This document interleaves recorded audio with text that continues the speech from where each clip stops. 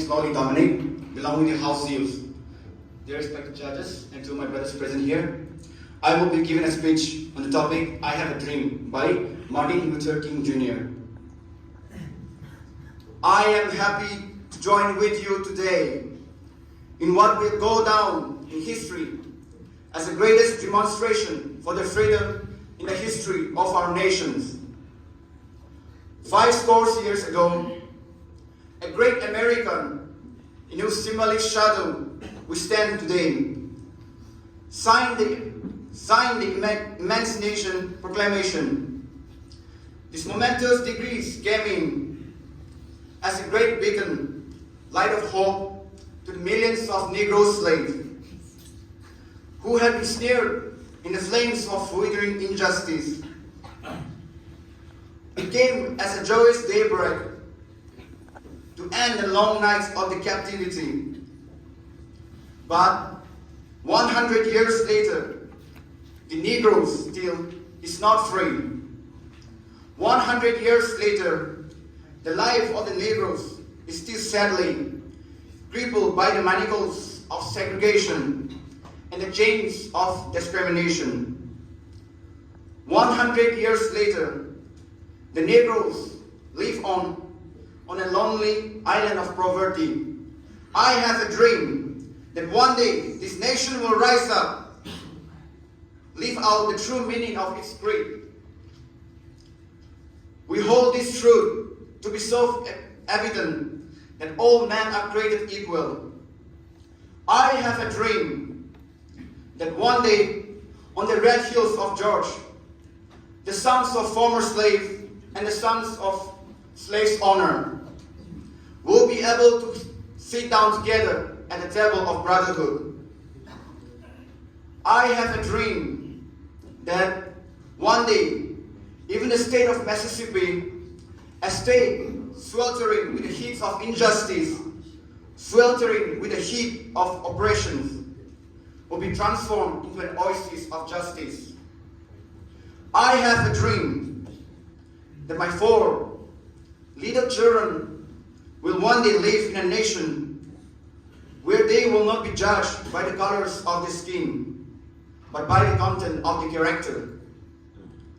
I have a dream today, a dream that one day, down in Alabama, in its vicious races, which is governors, having his lips dripping with the words of interposition and nullifications. One day, right there in Alabama, little black boys and little black girls will be able to join hands with the little white boys and the little white girls as sisters and brothers. I have a dream today, and the glory of the God shall be revealed, and all flesh shall see together. This is our hope, and this is the faith that I will go to South with. With this faith, we will be able to hew out the mountains of despair in stone of hope. With this faith, we will be able to work together, to pray together, to struggle together, to go to jail together, to stand up for the freedom together, knowing that we will be free one day. And this will be the day when all of God's children will be able to sing with new meaning. Thank you.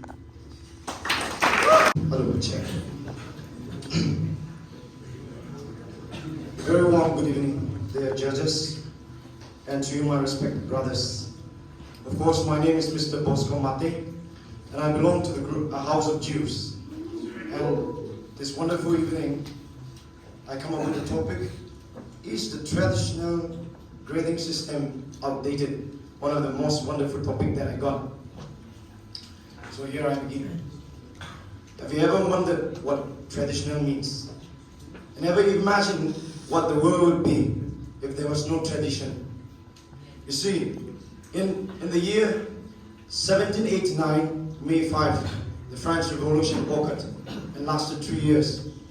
In the system of revolution, there was a tradition where the women also fight the war to win the war together.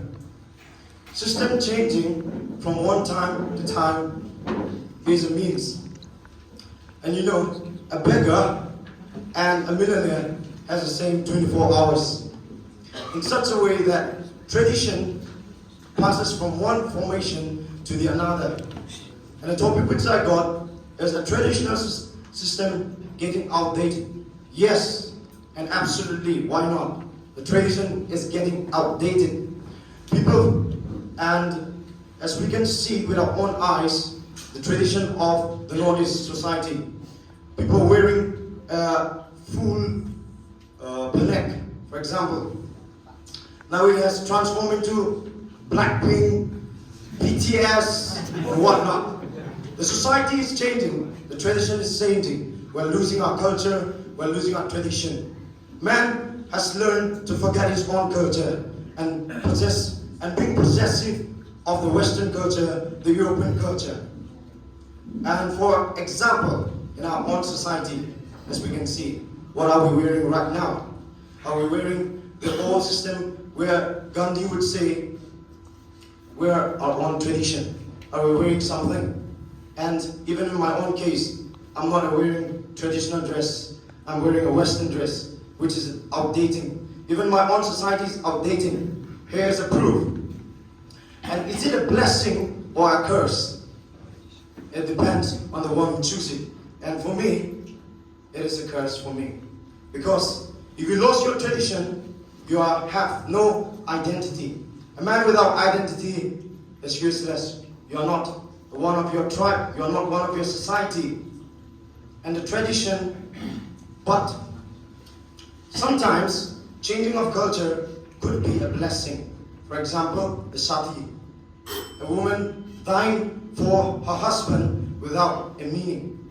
And furthermore, to conclude my topic, I'd like to say in a nutshell that a man without culture is a man, like they say, no man is an island. A man cannot survive alone. In such a way, a man cannot survive his own tradition and culture. With this, and furthermore, so thankful that you gave me this topic. Thank you. Everyone, respected judges and my dear brothers, Athenians. Today I will be talking on a topic of if you could live in any fictional world, where would it be and why?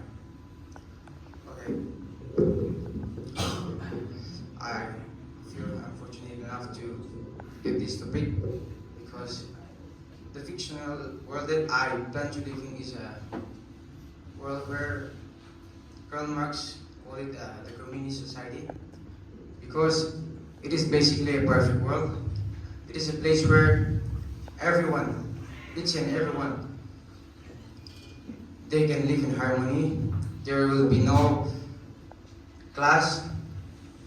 That would be, what I mean by class is there will be no higher class or lower class, where there is a discrimination.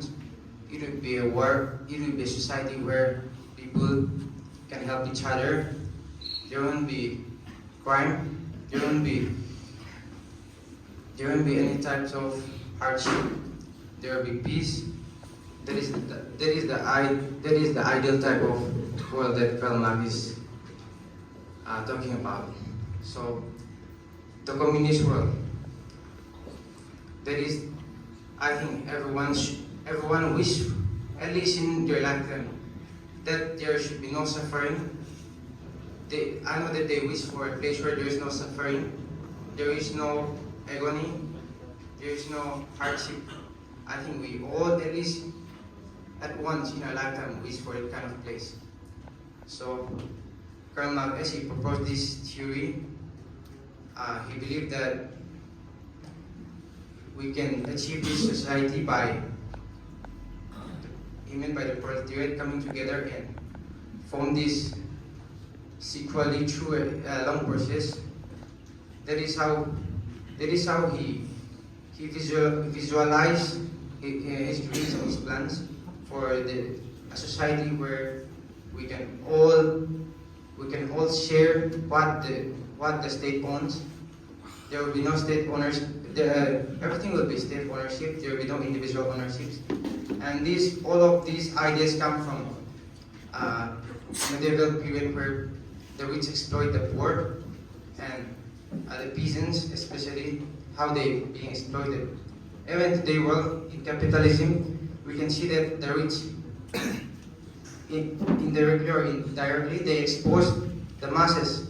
So we have to work long hours so that we can make a living, and they live a very luxury life.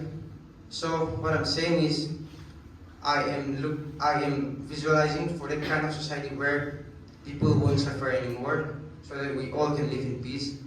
And I think that is the best possible world that anyone can dream. Thank you. I am representing the House of Jews. Okay, I'll proceed on to my topic. The debate is how social media has become a powerful tool for political manipulation. I believe that this topic is true, and there are many examples that can be used. For instance, social media can be used for spreading fake news through these news corporations, especially, and there are many party endorsed news corporations and even social media through which fake news, especially during the times of elections, we can see that there are many fake news or misinformation that are spread to defame the candidates. So social media, since there are a wide range of people who are using social media, even kids nowadays have a mobile phone, so the vast majority of people use social media. So even the political parties, they use social media as a means of giving information, and they use it to manipulate the mass belief of how people believe the political ideologies, especially in the United States. I think many of us must have heard of the 2024 presidential elections, especially during those times. We can see that there are many news corporations. Not just this, there are many influencers who are endorsing mainly the Republicans and the Democrats. We can see that how through using social media they can influence the public mind. So not just that, even these political parties, they spend millions and billions of dollars on endorsing those social media corporations. And also another thing is that these political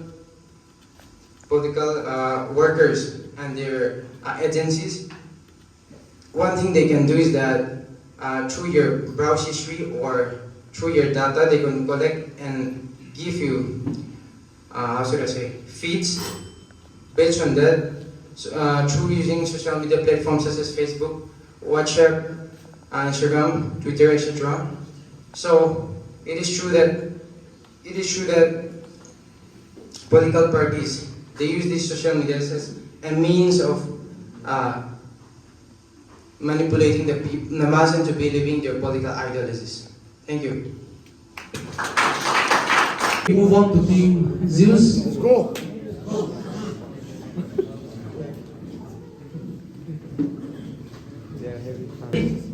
Yes. We'll start. Which is the smallest planet in our solar system? Mercury. Correct. The disease scurvy is caused by lack of which vitamin? Vitamin D. Wrong. What is the capital of France? Paris. Correct. What is the world's longest river? Correct. What is the Earth's largest ocean?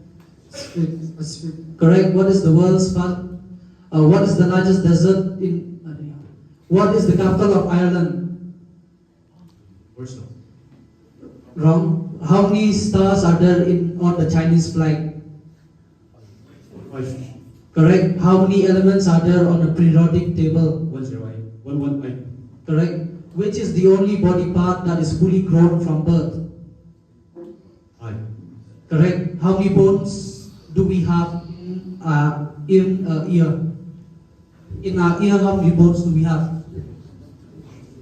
0. What is the process by which a liquid changes into a gas?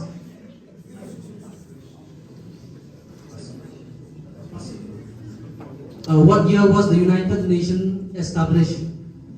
1945. Correct. Who was the first woman to win a Nobel Prize? Mary Curie. Correct. Which powerful Mongol ruler conquered a vast empire stretching from Asia to Europe? Genghis Khan. Correct. What is the capital of Afghanistan? Correct. Which is the rarest and most expensive spice in the world by weight? Pass. Which game studio make the Red Dead Redemption series? What game studio made the Red Dead Redemption series? Pass. In which country was Elon Musk born? South Africa. Correct. What question is, how many squares are there on a standard chessboard? How many squares are there on a standard chessboard? Time.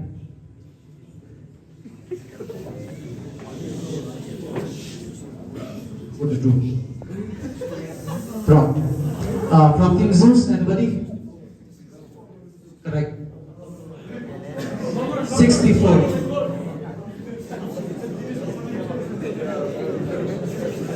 Your next question is, audience please. Your next question is, when was FIFA founded? Your question is, when was FIFA founded? The day, month and year. Thank you.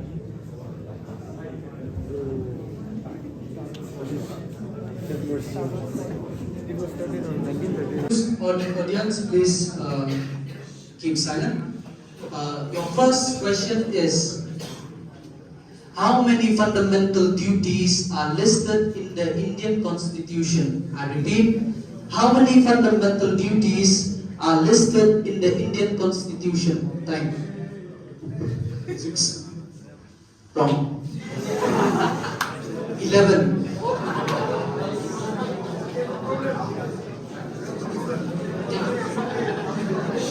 Okay, your next question is, who was the longest serving Prime Minister in India? I repeat, who was the longest serving Prime Minister in India? Time.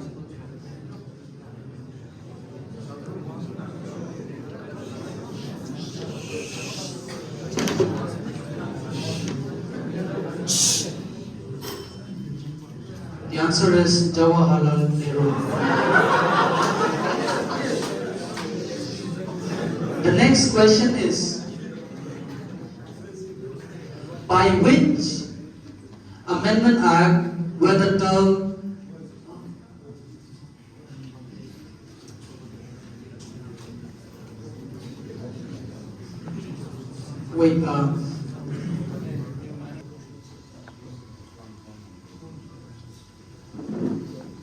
how many schedules are there in the Indian Constitution? I repeat, how many schedules are there in the Indian Constitution? Time.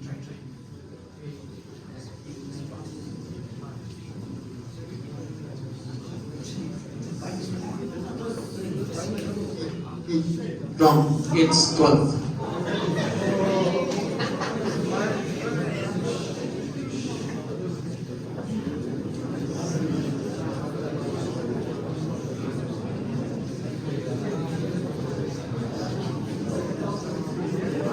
Is, in which year did Mahatma Gandhi pass away? In which year did Mahatma Gandhi pass away? Thank you.